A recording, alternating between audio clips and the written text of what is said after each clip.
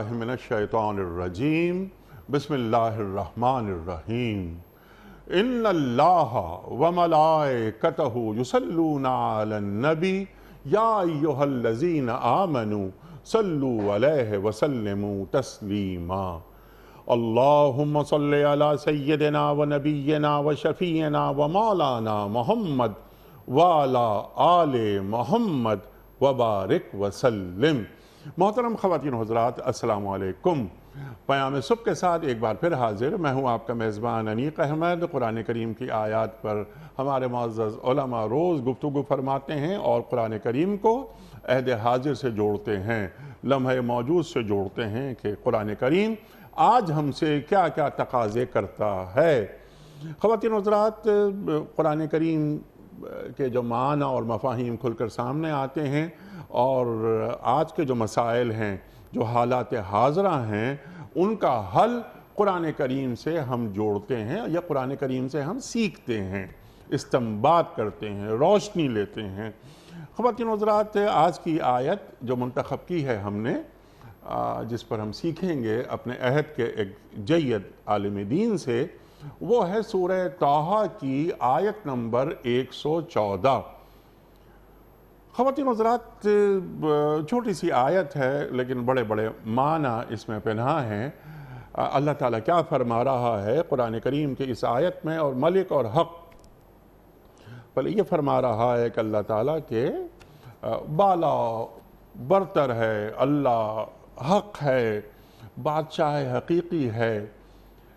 पहला मौजू ये होगा, हम सीखेंगे अपने मुअज़्ज़ज़ मेहमान से कि यह हक़ किसे कहते हैं, मलिक किसे कहते हैं, और यहाँ अल्लाह क्यों ये बयान कर रहा है। पहले क्या कुरान करीम ये अल्लाह का कलाम है, ये अल्लाह जो बादशाहों का बादशाह है, अलैहिस्सलाहु बिअहकमिल हाकिमीन कुरान करीम बयान फरमाता है।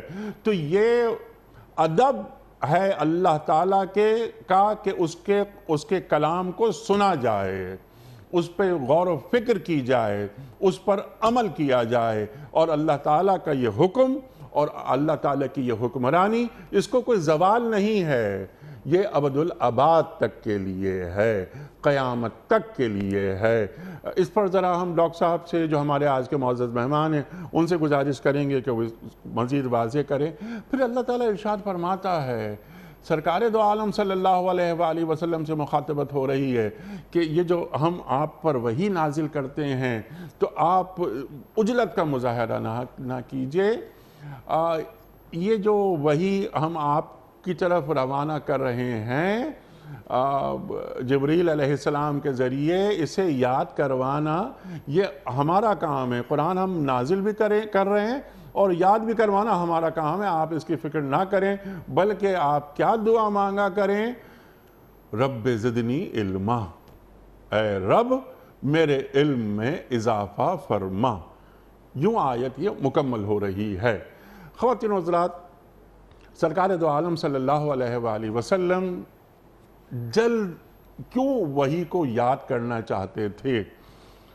क्या इसलिए कि आसमानी कुमक का इंतज़ार रहता था मुसलसल कि अल्लाह का दीन मुझ तक पहुँचे और मैं अवामुन्नास तक पहुँचाऊँ, इन मुशरिकीन और इन कुफ़ार तक ये बात पहुँचे?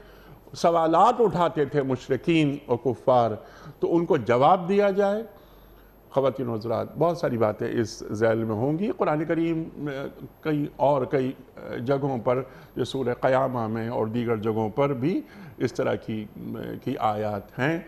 हम तफसील से जानेंगे और ये रब्बे ज़िदनी इल्मा के हवाले से ये बात करवाएंगे कि अल्लाह ताला अपने रसूल सल्लल्लाहु अलैहि वसल्लम को ये दुआ क्यों सिखा रहा है, इल्म से क्या मुराद है, अल इल्म से क्या मुराद है, इल्म और मौल्लिम में क्या ताल्लुक़ होता है, और इल्म किसे कहते हैं। ख़वातीन हज़रात, तशरीफ़ फरमा है इस्लामाबाद में हमारे मुल्क का बहुत एक मुमताज़ नाम, मुफस्सिर कुरान, उस्तादुल असातिज़ा, मोहतरम डॉक्टर हबीबुर रहमान आसिम साहब। डॉक्टर साहब, बहुत शुक्रिया, बड़ा करम आपका, आप तशरीफ़ लाए। हस्ब रिवायत आज भी हम आपसे बहुत सीखेंगे। डॉक्टर साहब पूरी ज़िंदगी कलम और किताब, ये ताल्लुक़ इंतहाई मज़बूत और पायदार ताल्लुक़। خواتین حضرات، ایک معلم کو ہم نے خاص طور پہ آج مدعو کیا ہے. بہت ساری باتیں، سوالات، تشنگی وہ ڈاکٹر صاحب آج ہماری دور کر دیں گے انشاءاللہ. خواتین حضرات، آغاز کرتے ہیں اللہ تعالیٰ کے بابرکت نام سے. سورہ طٰہٰ اور آیت نمبر 114. اعوذ باللہ من الشیطان الرجیم. بسم اللہ الرحمن الرحیم.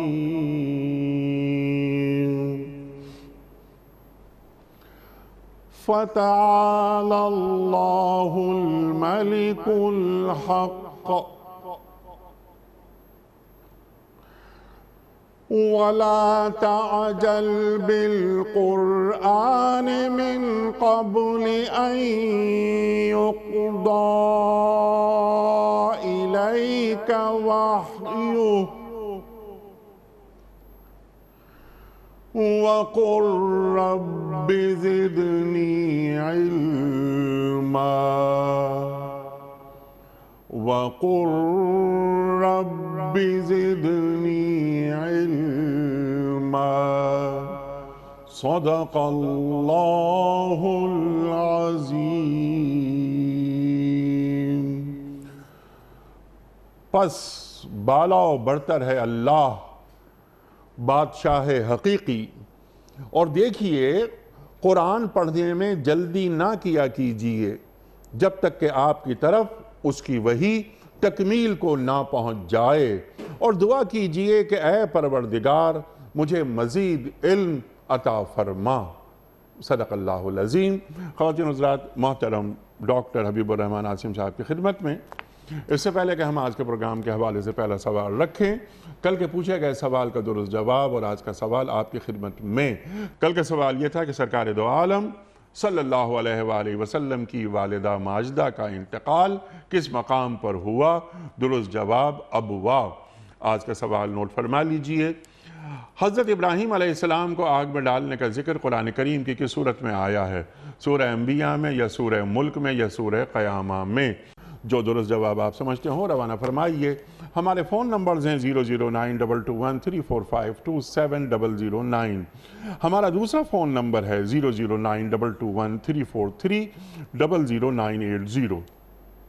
ہمارا ای میل ایڈریس ps@duniatv.tv. ہمارا SMS کا نمبر 3031 اور ہمارا واٹس ایپ کا نمبر ہے 00923258250194. ڈاکٹر صاحب ارشاد فرمائیے، یہ آج کی آیت سورہ طٰہٰ آیت نمبر 114. یہاں پر ملک اور حق، یہ دو اللہ تعالیٰ کی صفات سامنے آ رہی ہیں. پہلے اس کو ذرا کھول دیجئے، پھر ہم آپ سے مزید سیکھیں گے. ارشاد. بسم اللہ الرحمن الرحیم. سب سے پہلے تو اللہ تعالیٰ کا احسان کہ اس نے اپنی کتاب اور اپنی کتاب کے ان اسرار کو سمجھنے کی توفیق عطا فرمائی، اور اس دعا کے ساتھ کہ جو بھی ہم حکمتیں اور دانائیاں اس کتاب سے سیکھیں اسے اپنی زندگی کا حصہ بنانے کی بھی وہ توفیق عطا فرمائے. آج کی جو آیت آپ نے تلاوت فرمائی ہے، اس کا پہلا جز اس قدر بڑا اور اہم ہے سبحان اللہ کہ اگر اسی کو بنیاد بنا لیا جائے تو حقیقت میں دنیا میں انسان کی زندگی، اس کا مقصد، اس کا طریقہ کار، اس کی ہر چیز بدل کے رہ جاتی ہے. سبحان اللہ. اور اگر اسے نظر انداز کر دیا جائے تو تمام تر عقائد اور تمام تر اچھے خیالات وہ اس کے ساتھ موجود ہونے کے باوجود وہ فائدہ نہیں پہنچا سکتے کہ جو اللہ رب العزت کا مقصد ہے اور جو اللہ چاہتا ہے. ہم نے قرآن مجید میں بارہا یہ بات پڑھی اور سنی سنائی کہ مکہ کے جو کفار تھے، جب ان سے بھی یہ کہا جاتا کہ یہ بتاؤ کہ زمین و آسمان کا خالق کون ہے، تو وہ یہ کہا کرتے تھے کہ اللہ ہے. گویا کہ اللہ کا تصور خالق ہونے کے ناطے سے کہ یہ کائنات اس نے بنائی ہے اور وہ اس کا خالق ہے، پہلے سے موجود تھا، اور صدیوں سے تمام انبیاء کسی نہ کسی طریقے سے لوگوں تک یہ پیغام پہنچاتے رہے، اور اس کا یہ والا جز وہ ایک بڑی اکثریت کے ذہنوں میں موجود تھا. لیکن ہمیشہ خرابی کی بنیاد یہ پڑی کہ خالق ہونے کے باوجود دنیا میں شیطان نے انسانوں کے ذہن میں یہ بات ڈال دی کہ وہ خالق ہے اور ہو بھی سکتا ہے، لیکن دنیا کا نظام تم اپنی مرضی سے چلاؤ اور دنیا میں زندگی تم اپنی مرضی سے گزارو۔ جبکہ اس آیت کا پہلا جز ہی ہمیں ایک متعین راستہ بتا دیتا ہے اور قبلہ واضح کر دیتا ہے کہ وہ اللہ کی جسے تم اللہ سمجھتے ہو وہ بڑی شان والا ہے، فتعالی، وہ انتہائی بلند و برتر، بزرگ، بڑی شان والا اور عالی شان ہے۔ اس کی عظمتوں کا، اس کی شان کا اور اس کے مرتبوں کا کوئی اندازہ نہیں لگایا جا سکتا۔ اس وجہ سے نہیں لگایا جا سکتا کہ اس کی کائناتوں کا اگر ہم اندازہ نہیں لگا سکتے تو خود ان کائناتوں کے خالق اس کے بارے میں کیا بات کہی جا سکتی ہے۔ البتہ بس یہ بات بٹھا لی جائے کہ جب بھی کوئی پیغام اللہ کی طرف سے آئے تو اس پیغام کو ہلکا مت سمجھو، سبحان اللہ، کیونکہ وہ پیغام ایک انتہائی عظیم الشان اور بہت بڑی شان والے رب کی طرف سے اور ہستی کی طرف سے آیا ہے۔ اس لیے ایک ایک ذرہ اس کی عظمتوں کا گواہ ہے اور ایک ایک چیز اس بات کی حقیقت کو بیان کرتی ہے کہ وہ اللہ کس قدر عظیم الشان ہے۔ جب اس قدر عظیم الشان ہے تو اس کی شان کا اعتبار کرتے ہوئے ایک اور بات اپنے ذہن میں بٹھا لی جائے کہ وہ محض خود سے ایک شان والا نہیں ہے، بلکہ ان کائناتوں کو چلانے والا، اس کا نظام بنانے والا، اس کی تقدیر متعین کرنے والا، اس کا تمام انتظام اور انصرام کرنے والا وہ اللہ ہی ہے۔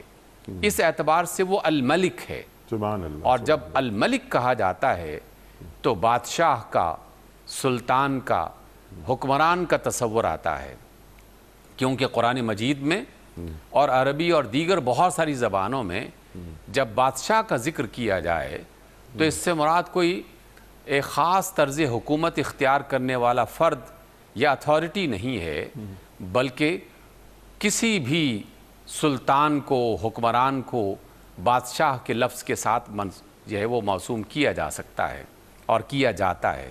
جب ہم یہ کہیں کہ وہ بادشاہ ہیں تو مراد یہ لی جاتی ہے کہ وہ حکمران ہیں، اور جیسے ہی حکمران کا تصور ہمارے ذہنوں میں آتا ہے تو پھر یہ بات نہ جانے کیوں اوجھل ہو جاتی ہے کہ ہم ایک طرف اسے حکمران مانتے ہیں اور دوسری طرف اس کا حکم ماننے سے انکار کر دیتے ہیں، اور یہ تصور کرنے لگتے ہیں کہ وہ اللہ شاید عرش پر براجمان ہے اور جلوہ افروز ہے، لیکن دنیا کا نظام اور دنیا میں زندگی گزارنے کا طریقہ یہ ہم خود ایجاد کریں گے، خود بنائیں گے اور اپنی مرضی کے مطابق اپنی زندگی کو بسر کرنے کی کوشش کریں گے۔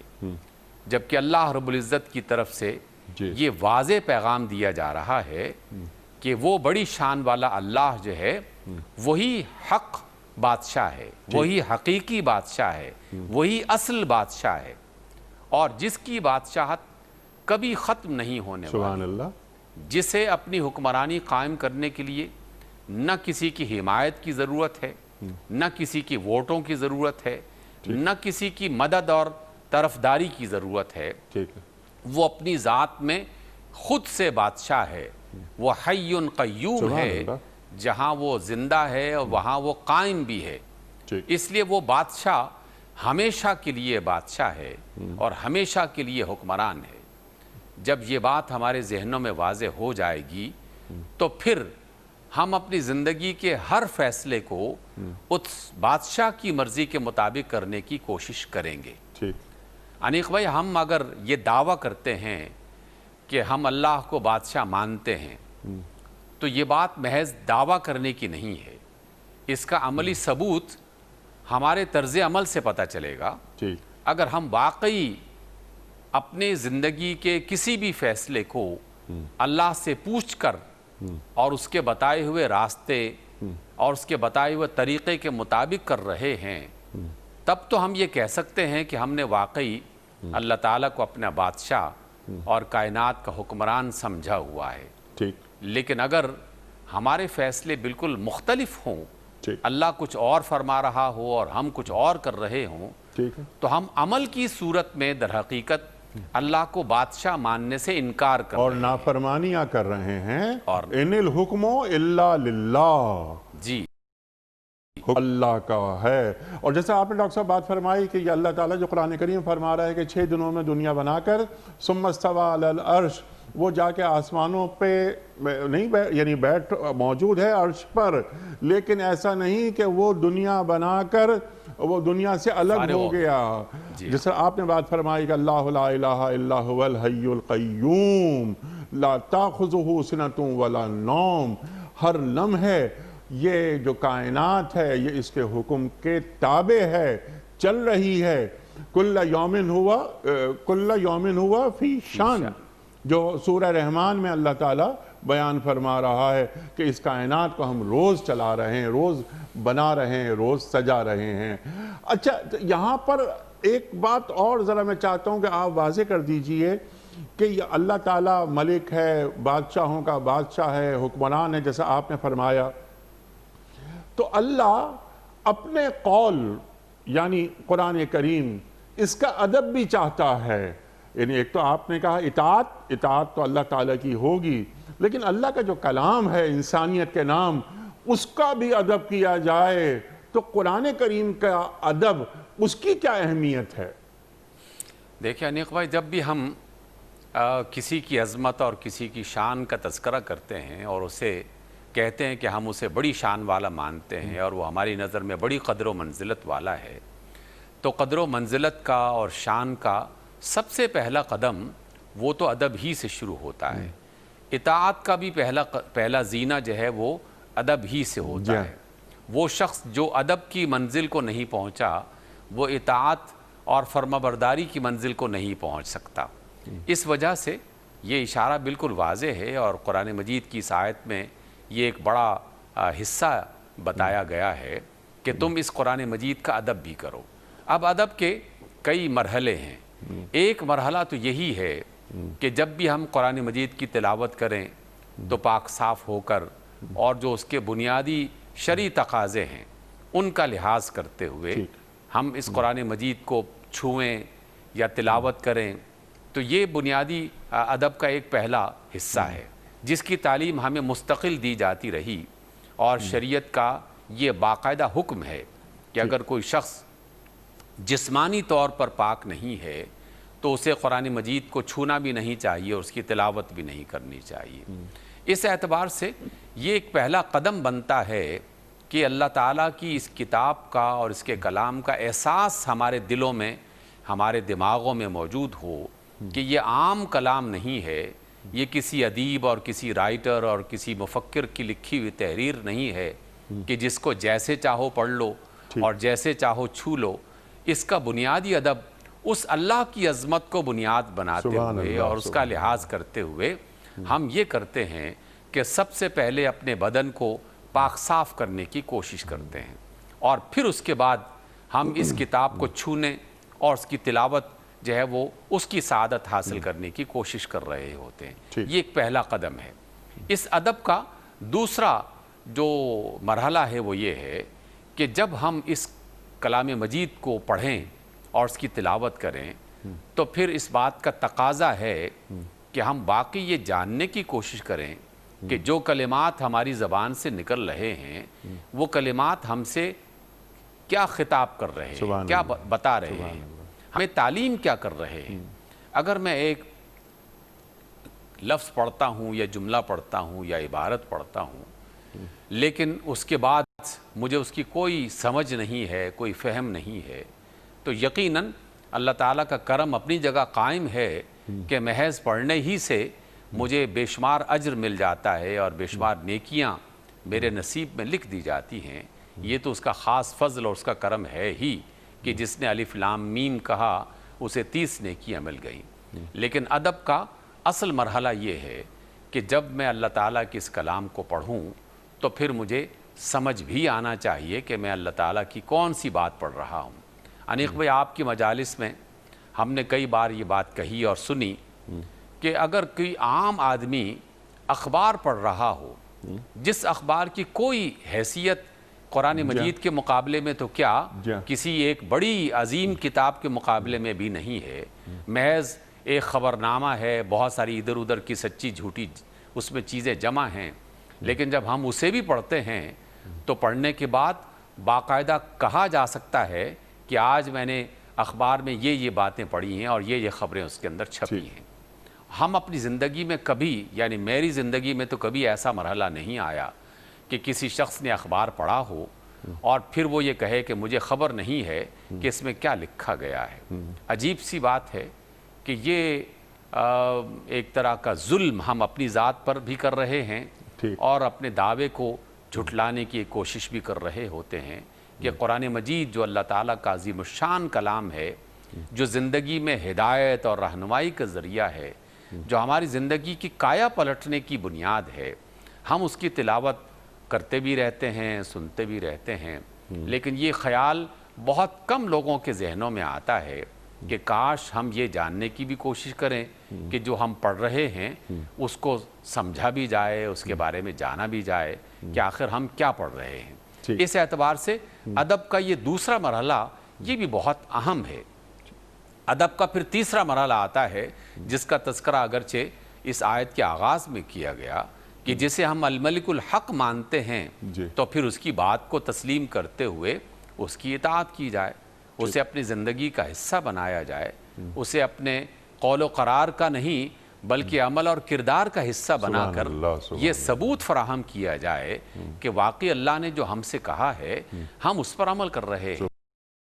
ابھی آپ نے تلاوت فرمائی اور یقیناً تلاوت سے پہلے آپ نے وضو کیا ہے، اور میں بھی تلاوت کر رہا ہوں اور تلاوت کو پڑھ رہا ہوں اور اس کے بارے میں کچھ جاننے اور کچھ سمجھانے کی جو ہم کوشش کر رہے ہیں، تو ہم نے باقاعدہ اس بات کا اہتمام کیا۔ یہ اہتمام اس بات کی علامت ہے کہ ہم اللہ تعالیٰ کے اس حکم پر عمل کر رہے ہیں جو حکم اس نے اپنے رسول صلی اللہ علیہ وسلم کے ذریعے سے اور اپنی کتاب کے ذریعے سے ہمیں عطا کیا ہے۔ تو یہ ایک چھوٹی سی بات کہ تلاوت سے پہلے وضو کر لینا، تلاوت سے پہلے پاکی کا اہتمام کر لینا، یہ چھوٹی سی بات ایک ثبوت فراہم کر رہی ہے کہ ہم اللہ تعالیٰ کی بات کا پاس رکھتے ہوئے اس کو عمل اور کردار کا حصہ بنا رہے ہیں، اور اس کی عظمت کے ہم دل سے قائل ہیں۔ بالکل دل سے قائل ہیں، ایسا نہیں کہ قولی اقرار ہو اور عملی انکار ہو، ایسا نہ ہو۔ ڈاکٹر یہ بہت بڑا موضوع ہے اور یہ حق کی بات ہو رہی ہے، دین کو بھی قرآن کریم حق بتا رہا ہے، لیکن کسی اور، یعنی هو الذی ارسل رسولہ بالہدی والدین الحق، تو وہاں بھی بہت ساری باتیں سامنے آتی ہیں، لیکن اگر ہم اس میں رہے تو ہم بہت ساری جو آگے کی چیزیں ہیں اس میں رہ جائیں گے۔ تو میری گزارش صرف یہ ہے کہ جو اگلا حصہ ہے سرکار دو عالم صلی اللہ علیہ وآلہ وسلم سے اللہ تعالیٰ جو ارشاد فرما رہا ہے کہ یہ عجلت نہ کریں آپ وحی کو یاد کرنے میں جب تک کہ وحی کی تکمیل نہ ہو جائے۔ اللہ تعالیٰ قرآن کریم میں جو اور فرماتا ہے کہ لا تحرک بہ لسانک لتعجل بہ، اللہ اکبر، انا علینا جمعہ و قرآنہ، یعنی ہم ہی آپ کو یہ ہم نازل کر رہے ہیں اور ہم ہی آپ کو یاد کروانا یہ ہمارا یہ کام ہے۔ ثم انا علینا بیانہ، اور قرآن کریم کی بہت ساری آیات وہ آپ ہم سے زیادہ ظاہر ہے، آپ استاد ہیں ہمارے، سب جانتے ہیں۔ یہ فرمائیے آپ کے سرکار دو عالم صلی اللہ علیہ وآلہ وسلم جب یہ قرآن کریم جو وحی آ رہی ہے اور آپ جلدی اسے یاد کرنے کی کوشش کرتے تھے، اس کا پس منظر کیا ہے؟ جیسے میں نے عرض کیا تھا کہ آسمانی کمک کا آپ کو انتظار رہتا تھا کہ یہ کمک ملے اور میں ان مشرکین سے بات کروں۔ انیق بھائی، جب ہم رسول اللہ صلی اللہ علیہ وسلم کا تذکرہ پڑھتے ہیں سیرت کی کتابوں میں اور قرآن مجید کی آیات کی روشنی میں، تو ایک بنیادی نقطہ سمجھ میں آتا ہے کہ اللہ نے اپنے نبی صلی اللہ علیہ وسلم کو یہ بات سمجھا دی تھی اور دل میں بھی موجود تھی، اور گزشتہ 40 برس کی اللہ تعالیٰ کی طرف سے اپنی قدرت کاملہ کے اعتبار سے آپ کی تربیت کی بنیاد پر یہ حصہ بن چکی تھی آپ کی ذات کا، کہ جب پہلی وحی آئی تو یہ احساس واضح طور پر اور باکمال انداز میں آپ کے دل و دماغ میں سما چکا تھا کہ ایک بہت بڑی امانت اور ایک بہت بڑا کام اور ایک بہت بڑی ذمہ داری ان کے کاندھوں پہ ڈالی جا رہی ہے، اور یہ امانت ہے اللہ کے پیغام کو اللہ کے بندوں تک پہنچانا۔ اس امانت کو پہنچانے کے لیے ہمیشہ آپ کے دل و دماغ میں یہ فکر لاحق رہتی تھی کہ کوئی ایک لفظ اور کوئی ایسی بات نہ رہے کہ جو اللہ کی طرف سے آئی ہو اور وہ آپ کے دل سے نکل جائے یا آپ کے ذہن سے نکل جائے۔ ایک تو اس بشری تقاضے کی بنیاد پر آپ صلی اللہ علیہ وسلم اس کو دہرانا شروع کر دیتے تھے۔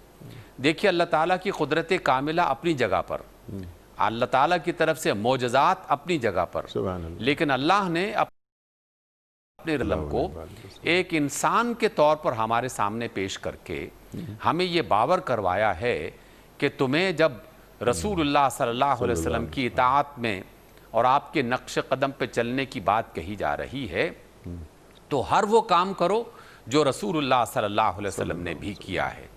اس اعتبار سے اللہ کے رسول کے ذہن میں تو یہ بات رہا کرتی تھی کہ جو بات امانت کے طور پر ایک ایک لفظ کی صورت میں آپ کے سپرد کی جا رہی ہے تو اس میں سے کوئی ایک لفظ بھی کہیں بھول نہ جائے، کہیں نسیان کا شکار نہ ہو جائیں۔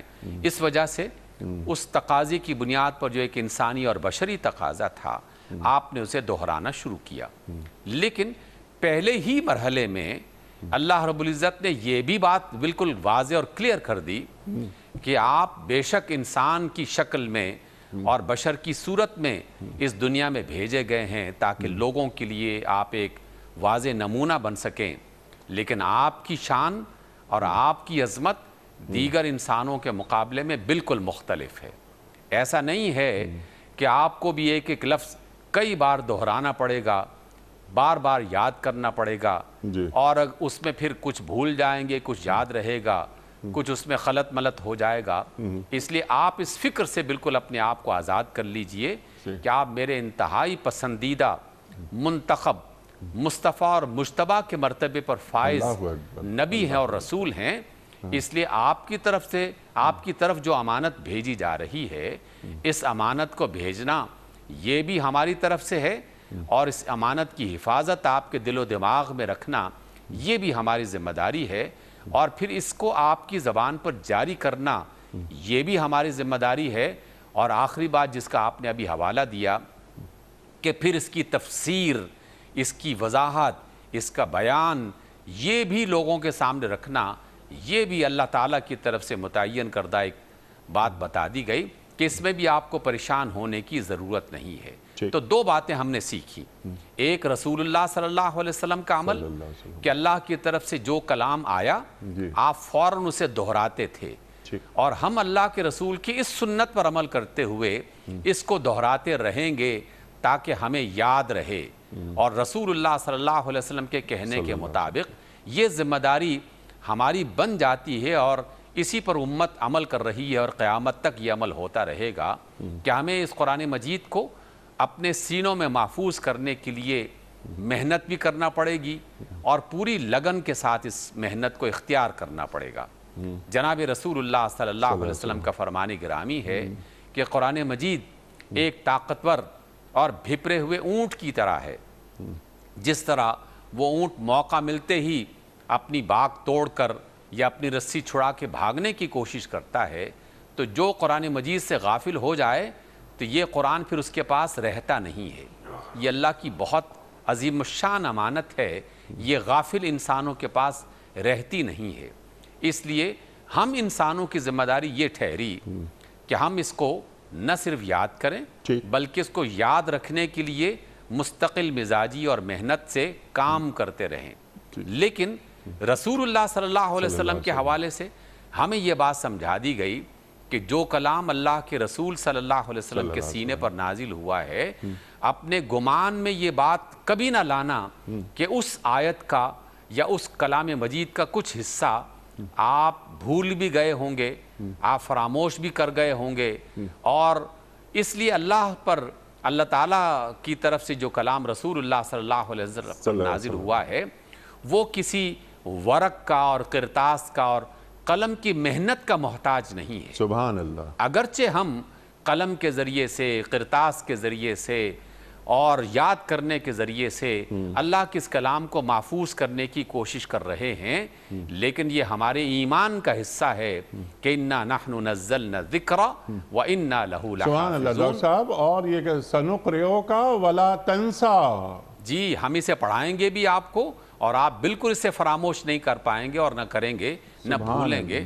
سبحان اللہ، تو اس لیے ہم اللہ کے آپ رسول کو کے بارے پڑھائیں میں، گے جی، اور آپ نہیں بھولیں گے۔ جی، یہ ہمارا کام ہے، یہ ہماری ذمہ داری ہے، اور یہ ذمہ داری اللہ لے رہا ہے۔ اللہ اکبر۔ آپ کیا کریں؟ آپ دعا مانگیں کہ رب زدنی علما۔ اللہ اکبر۔ یہ اللہ تعالیٰ اپنی ذمہ داری لینے کے بعد پھر سرکار دو عالم صلی اللہ علیہ وآلہ وسلم کو علم میں اضافے کی دعا سکھا رہا ہے، اور قرآن کریم میں موجود، یعنی قیامت تک یہ دعا مانگی جاتی رہے گی۔ اللہ اکبر۔ جس طرح آپ نے بات فرمائی ڈاکٹر صاحب، یہ بہت بڑی بات، بہت اہم بات، اس پر غور کرنا چاہیے۔ قرآن کریم سے تعلق، قرآن کریم کو حرز جاں بنانا، اسے نہیں بھولنا۔ سرکار دو عالم صلی اللہ علیہ وآلہ وسلم فرما رہے ہیں، اور قرآن کریم کی آیت کہ یا رب ان قوم اتخذوا ھذا القرآن مہجورا، اے میرے رب، میری قوم نے اس قرآن کو چھوڑ دیا تھا۔ اللہ اکبر، اللہ اکبر۔ بہت یہ ہماری گفتگو پھیل جائے گی۔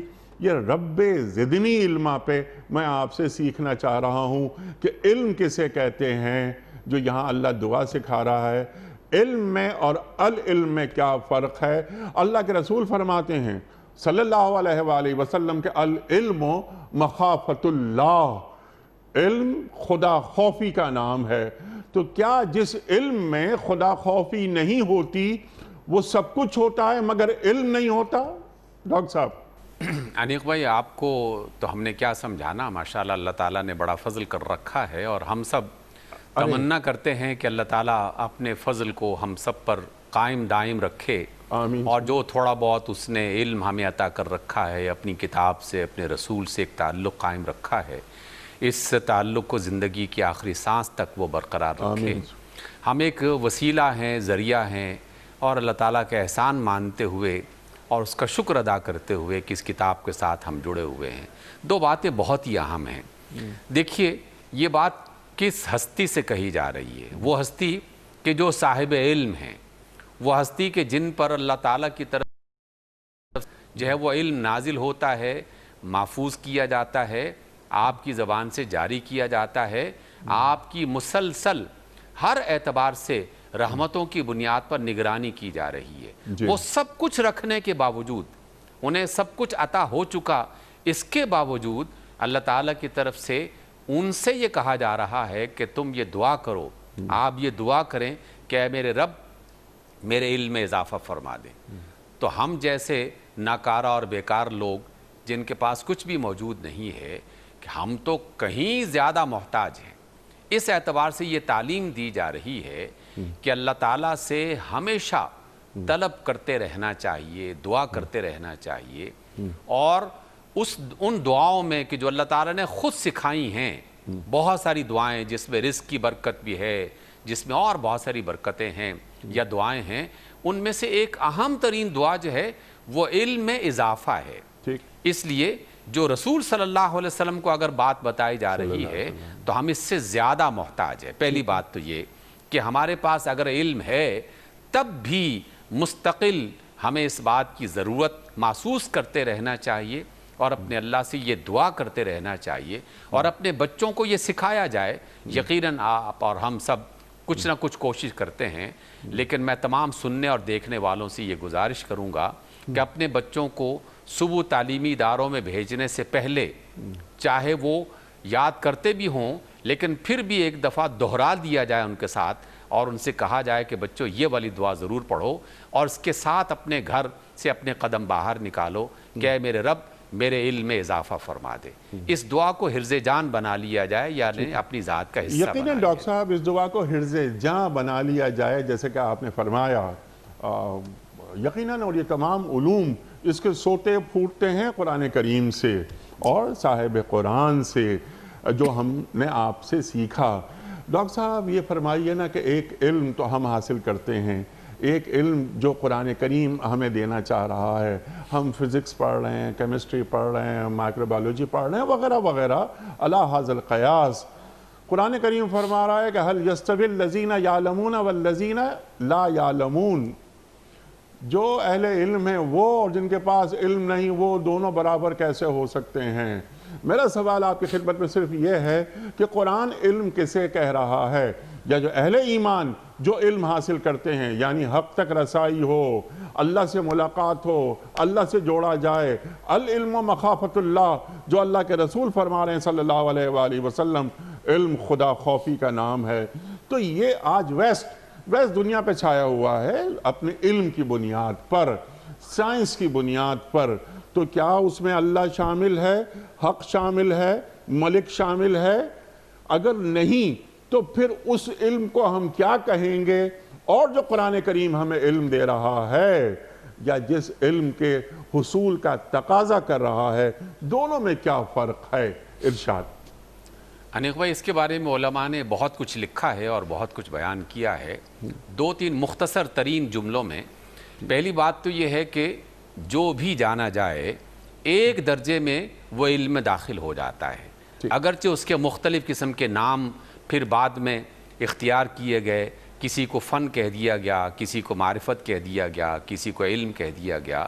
علم اپنے لفظ کے اعتبار سے جاننے کو کہا جاتا ہے، لیکن جس طرح ہر چیز کے درجات ہیں اور اس کے مرتبے ہیں، ایک پہلا مرحلہ اور ایک باکمال جو مرحلہ اس کا ہوتا ہے، جس بات کی طرف آپ اشارہ فرما رہے ہیں اور جس کو اللہ تعالیٰ نے بار بار سمجھایا ہے کہ اگر کسی شخص کے پاس دنیا بھر کی معلومات موجود ہیں، اس لیے میں ایسے معلومات کا لفظ استعمال کرتے ہوئے فنون کا لفظ معرفت کے طور پر استعمال کرتے ہوئے یہ کہنا چاہوں گا کہ دنیا بھر کی معلومات وہ رکھتا ہے، لیکن وہ بنیادی علم اس کے پاس موجود نہیں ہے، جس کی وجہ سے ایک بندے کا اپنے رب سے تعلق، ایک بندے کا اپنے رب سے تعارف، اب ایک بندے کا اپنے رب سے ایک جو رشتہ ہونا چاہیے وہ اگر واضح نہیں ہو رہا، جس کو خود قرآن مجید نے اور رسول اللہ صلی اللہ علیہ وسلم نے مخافت اللہ کے لفظ سے موسوم کیا ہے یا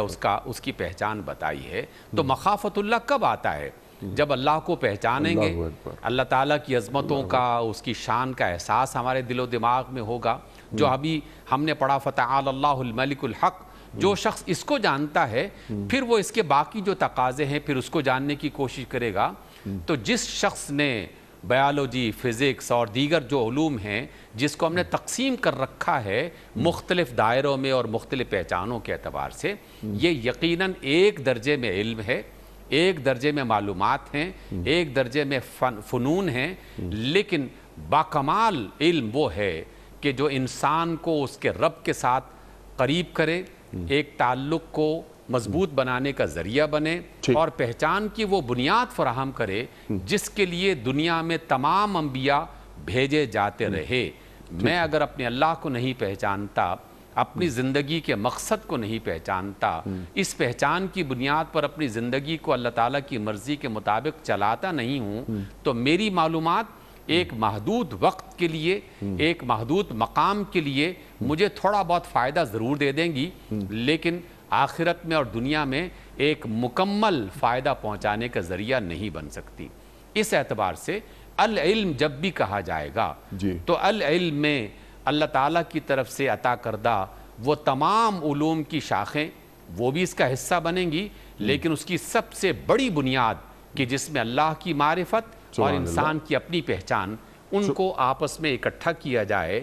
تو جس نے وہ جو آپ اور ہم اکثر یہ جملہ پڑھتے رہتے ہیں علماء کا اور بزرگوں کا اور نیک لوگوں کا اور رسول اللہ صلی اللہ علیہ وسلم کے فرامین سے اخذ کردہ یہ جملہ ہے کہ من عرف نفسہ فقد عرف ربہ، جس نے اپنے آپ کو پہچانا اس نے اپنے رب کو پہچانا۔ تو جس نے اپنے آپ کو نہیں پہچانا، اپنے رب کو نہیں پہچانا، وہ پتھروں کے بارے میں اگر پہچان بھی لے، پانیوں کے بارے میں اور گیسز کے بارے میں اگر جان بھی لے، تو یقیناً اس کا جاننا بہت کم ہے اور ادنا درجے کا ہے۔ سبحان اللہ، سبحان اللہ۔ اچھا ڈاکٹر صاحب، ایک تو یہ کہ قرآن کریم کی اس دعا کے تعلق سے آپ گفتگو فرما رہے ہیں رب زدنی علما، ہماری پوری زندگی اسی دعا پر مشتمل ہونی چاہیے، اور اس میں تگ و دو بس یہ ہوتی رہے کہ گہوارے سے لے کر قبر تک ہم علم حاصل کرتے رہیں۔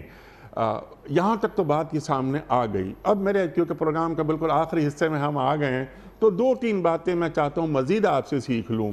پہلی بات یہ ہے کہ ہم کیا کر رہے ہیں۔ جیسا ہم نے انٹرو میں بات کی تھی کہ ہم لمحہ موجود سے جوڑتے ہیں کہ قرآن کریم کی یہ آیت ہم سے تقاضے کیا کرتی ہے، قرآن کریم کو ہم سے مطلوب کیا ہے، ہمارے طریقے کیا ہیں۔ جو تعریف آپ نے کی علم کی، العلم کی، کیا امت مسلمہ میں، اور جس کا ایک حصہ ہمارا وطن عزیز پاکستان میں جس طرح کے معلمین ہیں اور جس طرح علم کو ہم فروغ دے رہے ہیں، جو گفتگو آپ نے فرمائی، کیا اس گفتگو سے یا دین کے تقاضوں سے ہمارے معلم تک واقف ہیں؟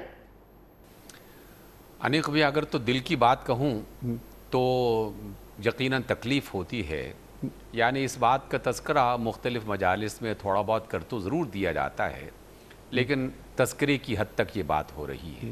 میری بات کا ثبوت فراہم کرنے کے لیے میں اگر اس کی دلیل تلاش کروں تو بہت آسانی سے ہر ایک بندے کو سمجھ میں آ سکتی ہے کہ میرے پاس 100 روپے ہیں اور میں اپنے گھر کا نظام چلانے کے لیے اس کی تقسیم کرتا ہوں۔ اگر میں اس 100 روپے میں سے 2 روپے اس کام کے لیے مخصوص کرتا ہوں کہ میں نے خود اور اپنے بال بچوں کو علم سکھانا ہے، اور 98 روپے وہ گھر کے ساز و سامان اور اس کی دیگر چیزوں کے لیے صرف کر رہا ہوں، تو یہ خود بخود واضح کر دیتا ہے کہ علم کی میری ذہن میں اور میرے دل و دماغ میں کس قدر ویلیو ہے اور مجھے اس کے لیے کس قدر بھاگ دوڑ کرنا پڑ رہی ہے۔ یہ اگر 100 روپے میری زندگی سے نکل کر میرے ملک کا بجٹ اس کو دیکھ لیا جائے تو ہم واضح طور پر یہ ثبوت فراہم کر رہے ہیں کہ جس ملک کا بجٹ گزشتہ کئی برس سے، 1-2 برس سے نہیں، کئی دہائیوں سے 2% پورے ملک میں موجود علم کے تمام ادارے چلانے کے لیے، تمام وسائل اختیار کرنے کے لیے، تمام ذریعے اختیار کرنے کے لیے جب 2% خرچ کیا جا رہا ہے تو بس ایسا ہی ہے کہ 100 روپے میں سے 2 روپے ہم نے علم کے لیے مختص کر رکھے ہیں اور 98 روپے اس کی سڑکیں اور اس کی دیگر چیزوں کے لیے مختص کر رکھے ہیں۔ وہ نہیں ہوتے۔ ٹھیک ہے، یہ یعنی علم ہماری قومی ترجیحات میں شامل نہیں ہے۔ ڈاکٹر صاحب بالکل یہ بات بالکل درست ہے، لیکن میرا سوال یہ نہیں ہے۔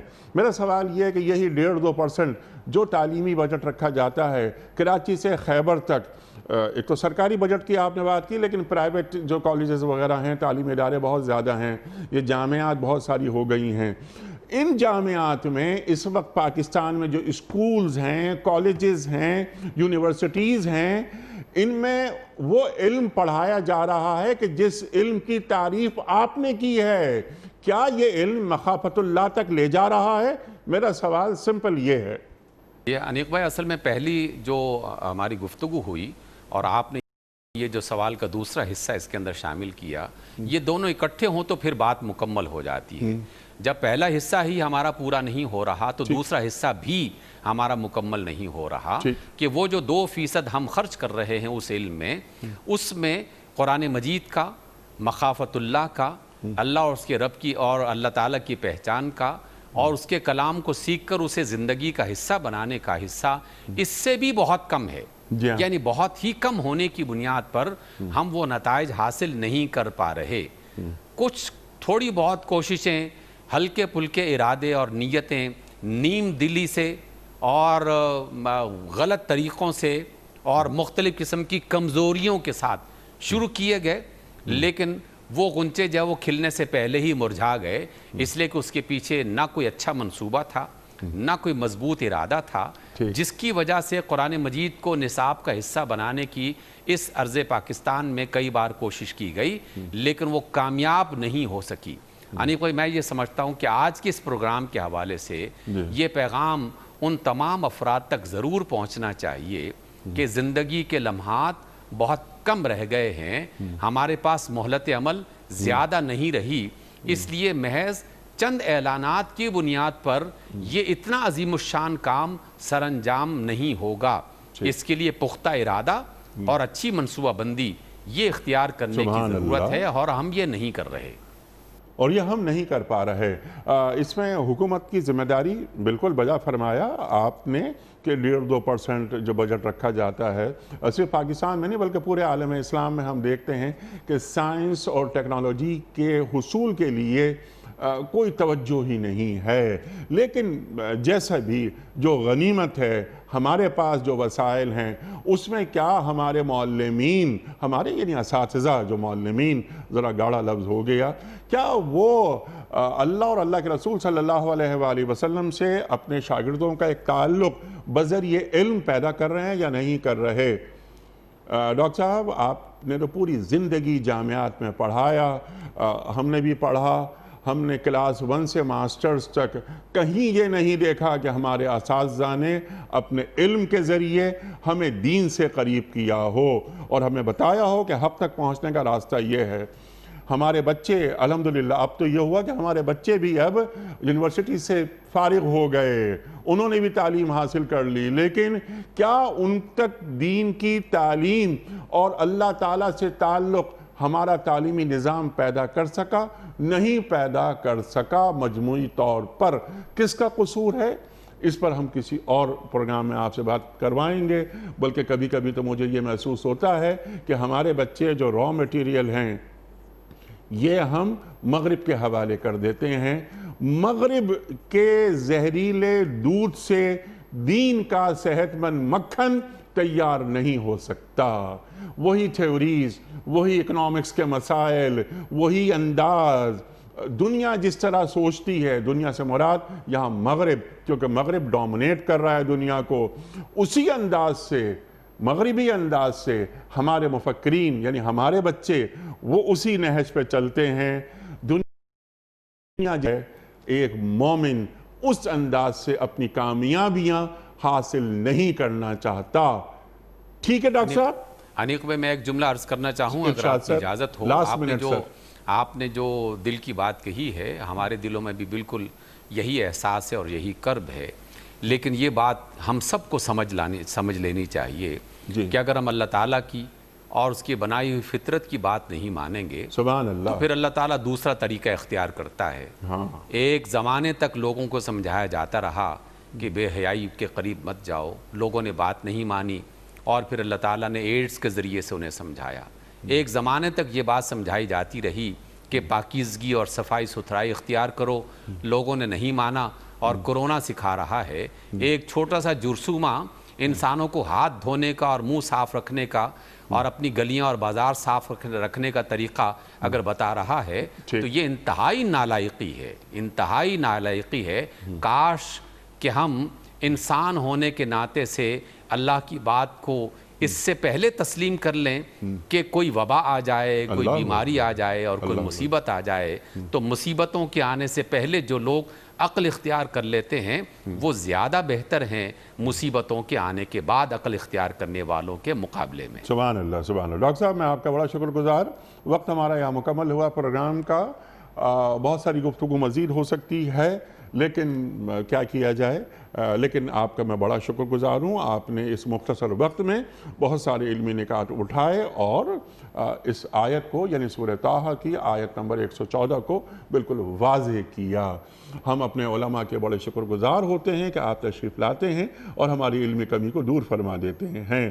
قرآن کریم پر گفتگو ہوتی ہے، قیامت تک ہوتی رہے گی، معنی مفاہیم آتے رہیں گے سامنے، نئے نئے زمانے آتے رہیں گے، لیکن ذہن انسانی کی امامت قرآن کریم ہی کرتا رہے گا۔ یہ ہمارا ایمان ہے۔ خواتین و حضرات، کوئز کل کے پوچھے گئے سوال کا درست جواب، آج کا سوال قرآن اندازی، کراچی میں کوئی مہمان نہیں ہے تو یہ قرآن اندازی میرے ہی ہاتھوں سے ہوگی انشاءاللہ۔ کل کا سوال ہم نے یہ رکھا تھا آپ کی خدمت میں کہ سرکار دو عالم صلی اللہ علیہ وآلہ وسلم کی والدہ ماجدہ کا انتقال کس مقام پر ہوا؟ درست جواب ابوا۔ آج کا سوال نوٹ فرما لیجئے، حضرت ابراہیم علیہ السلام کو آگ میں ڈالنے کا ذکر قرآن کریم کی کس صورت میں آیا ہے؟ سورہ انبیاء میں یا سورہ ملک میں یا سورہ قیامہ میں؟ جو درست جواب آپ سمجھتے ہوں روانہ فرمائیے۔